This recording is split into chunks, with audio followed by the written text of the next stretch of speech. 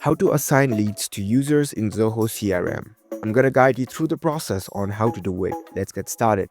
First of all, on your phone, launch the Zoho CRM app.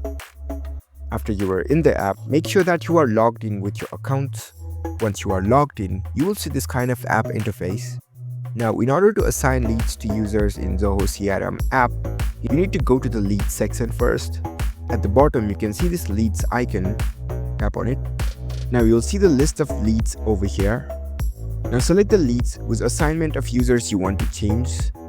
So tap on the leads that you want to change the ownership of. Once you are in this individual leads page, over here you can see this owner section.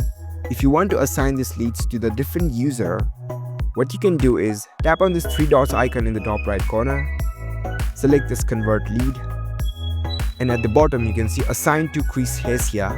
So if you tap on it, if you have more users and owners, they'll all be listed over here, and you can change the assignment of these leads to different users from here. You can simply tap on this user profile and the lead will be selected to that particular owner. So that's how we can easily assign leads to users in Zoho CRM. If you found this video helpful, don't forget to give this video a thumbs up and subscribe to our channel for more tech tips. Thank you for watching.